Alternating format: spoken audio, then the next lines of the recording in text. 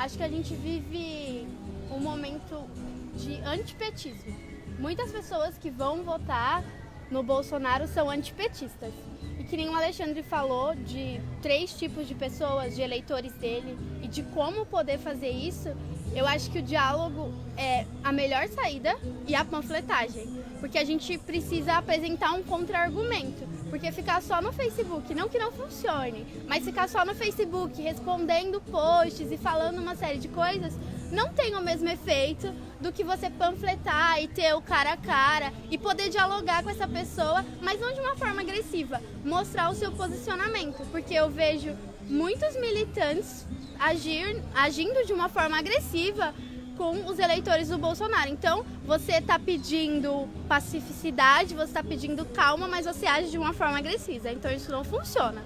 Então, acho que o que é preciso fazer é conversar, dialogar e panfletar, mostrar a sua opinião e não sentir medo, né? Eu sei que a gente, só essa semana foram 8 ataques, né, sofridos pelos militantes no Rio, Bahia, Mato Grosso, entre outros estados, mas a gente precisa sim se posicionar e sim mostrar, porque tem muitas pessoas que ficam com medo. Nossa, eu tenho esse pensamento, mas não tem tanta gente pensando como eu. Mas aí você posta uma coisa, você fala, olha, vai ter uma panfletagem em tal lugar, e o pessoal se reúne.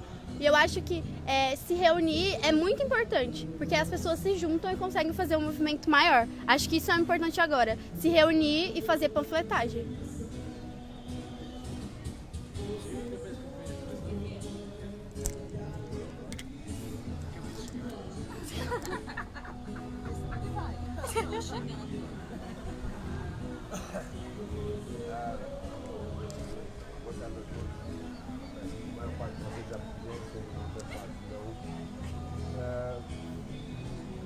Conhecem-me pelo meu ativismo político, mas não me conhecem como antifascista, que foi o que eu sempre fui na vida. Mais do que comunista, mais do que marxista-leninista, mais do que esquerdista, eu sou antifascista.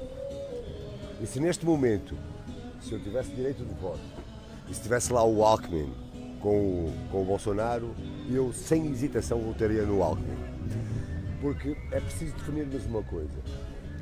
O fascismo, a Europa, de onde eu venho, a gente sofreu muito com o fascismo. O meu país sofreu muito com o fascismo. Aliás, eu tinha 10 anos eu tinha 10 anos de idade quando o fascismo acabou em Portugal. Daí que eu lembro-me bem de como é que era o fascismo em Portugal. E vou-vos contar 2 histórias. Ou 2 pormenores do que é que significa. Pessoal, vocês estão ouvindo bem aí os depoimentos? Era uma pessoa organizada e metódica. Guardava tudo, as coisinhas todas, guardava tudo. E o que é que acontece? Quando eu estava nesta altura, em 74, no final de 1974, ou ali, março, na primavera de 74, antes da Revolução, os meus livros da escola, os meus manuais, aquilo que vocês chamam aí a planilha. Bacana, Simone Portugal, obrigada. Os livros, os manuais de escola eram exatamente iguais aos do meu pai. O que quer dizer que houve uma geração que não estudou nada de novo, continuava a estudar a mesma coisa. E no caso, vocês não conhecem a história de Portugal, nós éramos um país imperial, não é? O nosso território era nós falávamos de Monção até Timor, que é lá na Austrália, não é? Que foi o último país a ser descolonizado por nós, que ganhou a sua independência exatamente em 1999, numa luta antifascista, porque, e os indonésios, quando saíram de Timor-Leste, arrasaram com tudo, mataram milhares de pessoas.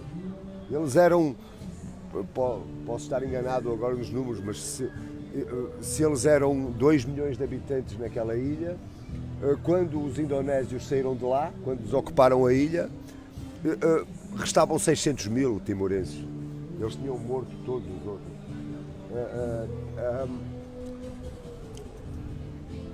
Daí que a mim surpreende-me bastante que o discurso do Bolsonaro, que aquilo que ele fala, que ninguém ligue, que não seja escandaloso. A Marine Le Pen disse há 3 dias atrás, e a Marine Le Pen é o exemplo da extrema-direita, que nós até chamamos fascista, Mas não é, ela é da extrema-direita, porque quem é fascista é o Bolsonaro, que não é de direita nem de extrema-direita, ele é fascista mesmo. E precisamos ter cuidado com isso, porque um homem que faz umas declarações como ele faz, ao longo dos anos, que vem feito, escandaliza o mundo todo, até Marine Le Pen escandaliza. Quer dizer, já não vamos falar do Papa, já não vamos falar das outras coisas que temos ouvido por aí. E de repente isso não escandalizar brasileiros, a mim faz muita impressão. No passado domingo, faz hoje 8 dias, ou faz hoje uma semana, o fascismo ganhou as eleições no Brasil. Se isto fosse na Europa, eles teriam direito a governar. Sabem há quanto tempo é que o fascismo não ganhava eleições na humanidade? Há mais de 80 anos. E então o fascismo ganhou as eleições aqui e provavelmente vai ganhar o governo. Eu acho que as pessoas não fazem a mínima ideia do que é que está a acontecer. E quando a mim me chamam comunista, de certeza absoluta que não sabem o que é que quer dizer comunismo. Porque se soubessem, não votariam nos fascistas. Porque isto não é extrema-direita, isto não é democracia. O cara disse uma dada altura, todos nós vimos isso, que é as minorias têm que se submeter às maiorias. Isso não é democracia, isso é fascismo. Porque num regime democrático há o respeito pelas minorias, pelas diferenças. É claro que quem governa é a maioria. Quem estabelece o governo e as diretrizes do governo é quem ganhou as eleições. Isso certíssimo. Tudo bem. E ficam com 4 anos para gerir isso e no final de 4 anos, se a gente não ficar satisfeito, muda com eleições. Agora, declarar um homem que quer ser Presidente da República, declarar que as minorias têm que se submeter ou então vão-se embora. Eu sou português, tenho estado a sentir xenofobia para caraça. E agora percebo o que é sentir racismo. Estou a olhar para aqui, muitos de vocês são negros, o que é sentir isso? Porque eu estou a sentir pelo facto de ser estrangeiro. Ser estrangeiro e ter as ideias que tenho e divulgá-las sem medo, não é? Não imaginam aquilo que não tem. Eu, aliás, começo a ficar com medo. Quer dizer, com medo nenhum, porque morrer por um fascista é morrer heroicamente. Portanto, é melhor morrer disso do que morrer de cirrose alcoólica. Não é? Quer dizer, que de certa forma prefiro. Ou será uma coisa boa.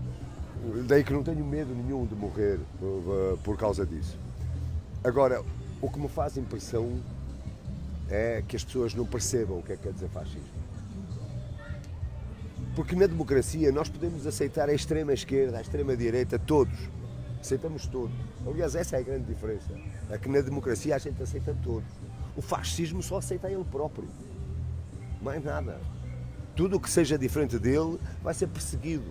Vai ser perseguido, ostracizado, violentado e tudo mais. Daí que quando aquela menina estava a dizer voltar atrás, a história nunca volta atrás. Os tempos nunca voltam atrás. A gente anda sempre para a frente. Agora, o caminho que está a ser seguido é que não é bom. Mas é andar para a frente. Isto também.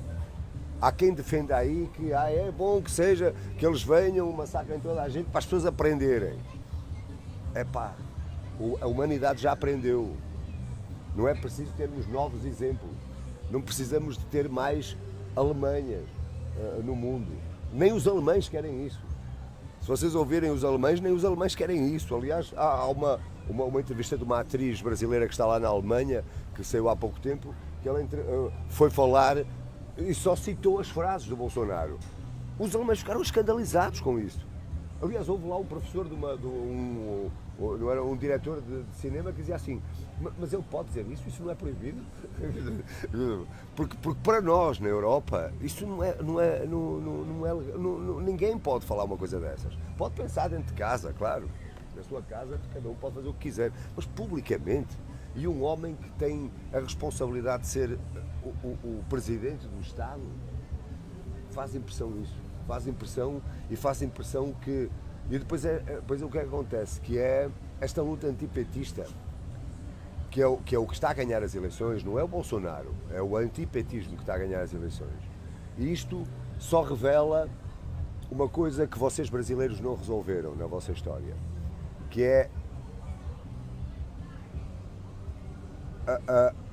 a formação da vossa nacionalidade foi feita em cima da escravatura.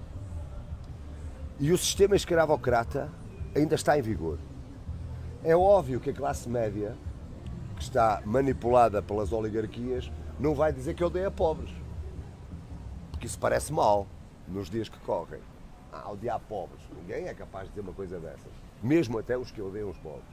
Então, de repente, este movimento, que é revelador do sistema escravocrata, que ainda vigora, que não acabou, o que aconteceu?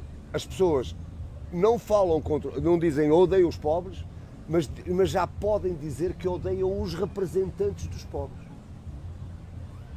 E de uma maneira em que isso se torna quase uma atitude heroica e patriótica. Quando se fala, o PT fez muito mal. Fez muito mal o quê? O PT deu dignidade a este povo. Eu estava lá fora quando o PT foi eleito, quando aconteceu o que aconteceu, que foi um cara, um operário sem um dedo, que ganhou as eleições. Ficamos todos no mundo admirados com isso. Pensávamos que estávamos perante alguns de nós, sobretudo da esquerda, ficamos um bocado apreensivos, que não será um Lech Walesa da Polónia? Lembram-se dele? Não sei se vocês mais novos não se lembram disso. Mas o Lech Walesa fez que criou aquele partido que era o Solidariedade e que foi ele, digamos que foi aquele movimento na Polónia que destruiu o Muro de Berlim, que acabou com o Muro de Berlim. Apoiado pelos Estados Unidos, apoiado pela Margaret Thatcher e apoiado pelo Lech Walesa, que é mais conhecido por Papa Dom João Paulo II, que também era polaco. Aliás, se vocês forem a Fátima neste momento, tem lá uma placa do Muro de Berlim a dizer: o Papa ajudou a acabar com o comunismo. Quer dizer, uma grande vitória que os católicos tiveram, os velhos católicos europeus. Na altura, quando o Lula ganhou as eleições, a gente pensou assim: será que é um novo Lech Walesa? Quando eu ouvi o primeiro discurso do Lula em Davos, na reunião de Davos, em que ele disse, eu vou citar de cor porque eu não sei bem a frase, mas ele dizia mais ou menos isto: eu, quando cheguei ao poder, apercebi-me de que vivia num país capitalista sem capital. Então era dar capital ao nosso país capitalista. E como fazer isso? É colocando a população na economia. E foi o que ele fez. Lutou por isso, assumiu a presidência quando recebeu a faixa a dizer que se dali a 4 anos os brasileiros pudessem tomar café da manhã, almoçar e jantar, ele teria concretizado o seu projeto. E ele fez isso. Aliás, foi o único que fez ao longo da história. A diabolização do PT, do Lula, a criminalização do PT e do Lula tem a ver com esse sistema escravocrata de que o Brasil ainda não se livrou. Ainda não se livrou. Ainda não resolveu esse processo. Acho que é uma vergonha estarmos aqui hoje, 2018, a falarmos sobre fascismo e democracia. Acho vergonhoso, sinceramente acho. Eu que venho de lá do velho mundo, que também não é perfeito, claro que não, mas a gente aprendeu muito e sabemos porque é que aprendemos. Foi com sangue, suor e lágrimas contra o fascismo. E a gente libertou-se do fascismo. Foi o meu país o último a libertar-se do fascismo em 1900. Não, a Espanha libertou-se depois. Mas a Espanha não se libertou, porque o Franco impôs a monarquia na Espanha como sucessão à ditadura dele. E os espanhóis aceitaram e olhem o que é que está a acontecer em Espanha. Uma crisezinha um bocadinho maior e aquilo rebenta. Aliás, a Segunda Guerra Mundial também já aconteceu na Espanha, por causa da Guerra Civil Espanhola. E desses fascismos que estavam por aí. A gente libertou-se do fascismo. E de repente agora faz-me uma confusão muito grande. Eu vou regressar a Portugal no próximo mês, só com bilhete de ida. E digo com muita amargura que cheguei há 8 anos atrás a um país progressista, cheio de vontade de cá ficar e pensando que ia estar a Viviane conhece bem essa minha parte da história. E falávamos muito sobre isso, que é de repente chegar a um país, ter a certeza de que estava a fazer parte de um processo histórico que ia mudar o mundo, que era um novo socialismo, que não era o socialismo marxista-leninista clássico da Europa, era outro, era um bolivarianismo que me agradava bastante mesmo, que não há que ter medo disso, antes pelo contrário, há que desejar isso, porque quer dizer igualdade e fraternidade, e de repente vou embora de um país fascista. Isto faz muita impressão, ainda nem sei, acho que só me vai cair a ficha daqui a uns tempos, não é? Porque não me está caindo bem a ficha. E então é só uma coisa. Qual é a diferença entre direita e esquerda? Muito simples. A esquerda é solidária, a direita é egoísta. E o fascismo não é nada disto. O fascismo é pior. Não é nada disto. Não é solidária nem é egoísta. É violento, é intolerante. E nós temos, de uma vez por todas, de dizer não sermos intolerantes com a intolerância. Não me venham para aqui dizer para falar coisinhas mansas, porque podem levar a mal. Não, a gente não pode tolerar os intolerantes. Acabou. Não se pode tolerar gente que tenha esse discurso, não pode, a humanidade já não permite isso. E o Brasil está a ser, os olhos todos do mundo estão no Brasil. Vocês se virem hoje, olha, saí agora de casa, estive a ver os jornais franceses, espanhóis, portugueses e tudo mais, está tudo espantado com o que está acontecendo no Brasil. Ninguém acredita. Os meus amigos portugueses passam a vida, eu passo a vida a falar em boxe, porque eles querem saber se o que ouvem é verdade, porque eles não acreditam.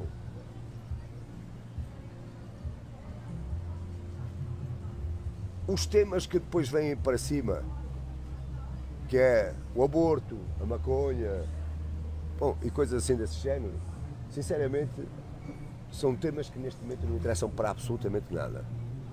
Para absolutamente nada. Não interessa agora estarmos a perder tempo sobre se somos a favor ou contra o aborto, se somos a favor da legalização da maconha ou contra. Não interessa para absolutamente nada isso. Para absolutamente nada. O caso é sério. Vocês estão perante uma ameaça fascista muito grave. E uma ameaça fascista que nem sequer é comandada por aqui por dentro. É uma ameaça fascista que está comandada pelos líderes deste continente e que estão a agonizar. Porque é óbvio que aquilo que se quer impor aqui é um caos social e uma guerra. Para quê? Pergunto eu. Para que é que se fazem as guerras no mundo? É para roubar alguma coisa a alguém. E então é para roubar este país que é o país mais rico do mundo. Já começaram há 2 anos. Começaram logo.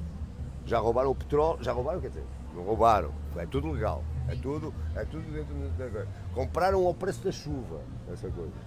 Compraram a Embraer, instalaram um exército estrangeiro no território, que era coisa que não acontecia há mais de 300 anos, que é Alcântara, já não é o exército brasileiro que manda nessa base, que é uma base em termos de segurança estratégica e inteligência nacional muito importante. De repente, quem manda nisso já é o Pentágono, não é o Brasil. E essa entrega vai continuar. Daí que, eu não sei, meus caros, panfletagem, pode ser, eu acho que pode ser tudo. Facebook, panfletagem, estes encontros, tudo, a gente não pode parar, porque eles são muito poderosos. Porque eles só pensam em dinheiro, não pensam em mais nada. Eles estão-se completamente cagando se tu és feliz, estão-se completamente cagando nisso. Ou se tu és homossexual, se tu és LGBT, ou se não sei, eles estão-se completamente cagando nisso, eles só usam isso para nos entreterem a falar sobre esses temas e a gente esquecer-se do que é que está a passar. E não pensarmos no que está a passar. E depois há uma coisa, é óbvio que a gente, olhando para vocês, somos todos pobres aqui, não é? Praticamente.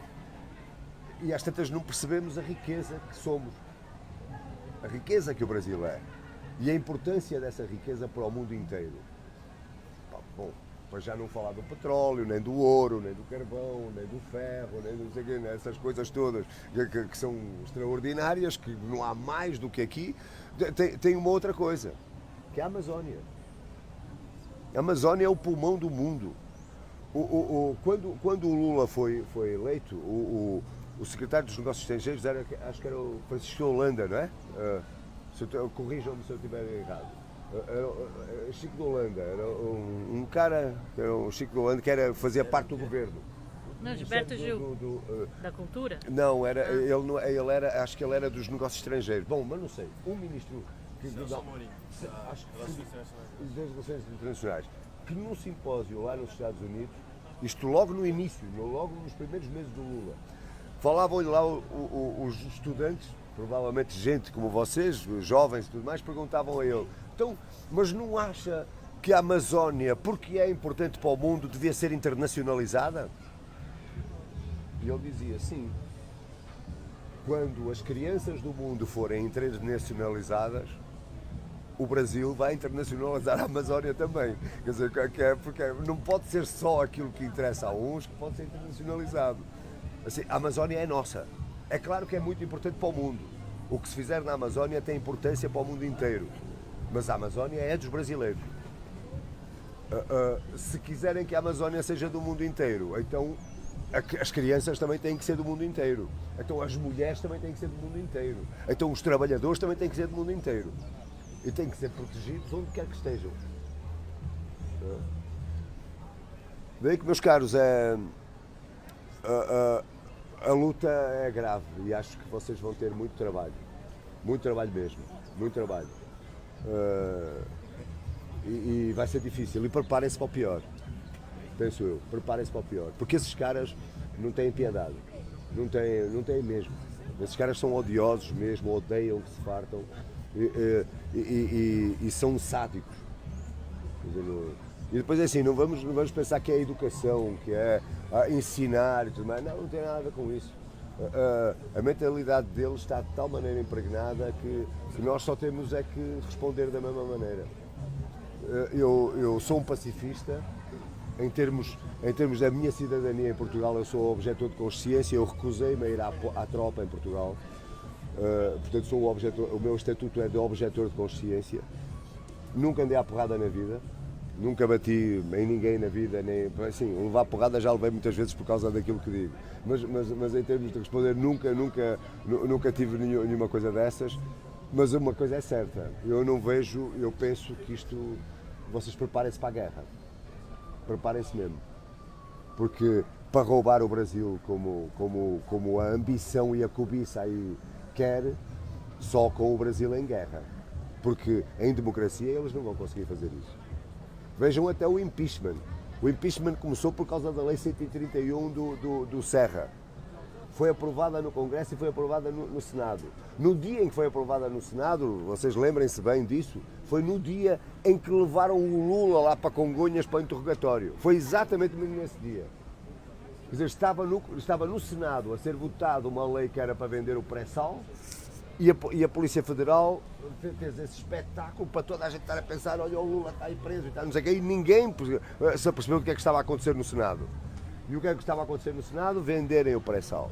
Só precisavam de uma coisa a partir daí, a assinatura à caneta da presidência. Óbvio que a Dilma não iria assinar isso. Óbvio. E eles sabiam disso. E então vai daí, qual foi o processo a seguir? Pôr lá alguém que assinasse. E mal o cara entrou, a primeira coisa que ele fez foi assinar a Lei 131 do Serra, que era de dar os 30% de reserva do pré-sal, da exploração do pré-sal, para a iniciativa privada. Privada de quem? Dos Estados Unidos. Porque nem sequer houve leilão nessa coisa. Nem sequer houve concorrência. Foi vendida a quem já estava a comandar esse golpe. E que está. que é os mesmos que estão a fazer a guerra na Síria, que estão a fazer, que invadiram o Iraque.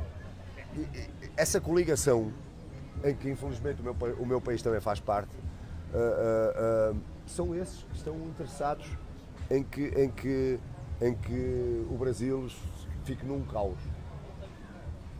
Para poderem depois comprar aos brasileiros, porque é claro, quando a gente está com fome, vende as calças a 2 tostões, não é? E isso vai acontecer, preparem-se para isso acontecer aqui. Quer dizer, que é, o que eles querem é mesmo instalar a guerra, porque vocês acreditam que se o Haddad ganhar, os caras vão deixar o Haddad governar? Vocês acreditam nisso? Eu não acredito. Eu vou só aproveitar que chega uma galera nova. Pronto. Aí a gente tinha tirado algumas ações ali. Vou pedir só pra você falar de novo as ações, pra galera que chegou depois. Acho que seria legal só vocês falarem o nome de vocês. Daqui, ó. Guilherme. Otávio. Você, Jéssica. Mais alguém acha que é isso? Pronto, mas tenho dito. Também acabei a minha fala. Obrigado. Bom, a gente só estava conversando mais ou menos sobre a questão de cada uma da conjuntura, mais ou menos, e às vezes emendando com propostas ou não, né? O Alexandre deu a ideia de se organizar nas ruas, nas comunidades, Bom, gente, o pessoal aqui agora vai começar a tirar umas ações. Nós estamos em Budas Artes. Me despeço de vocês aqui. Cecília Baixa, Jornalistas Livres.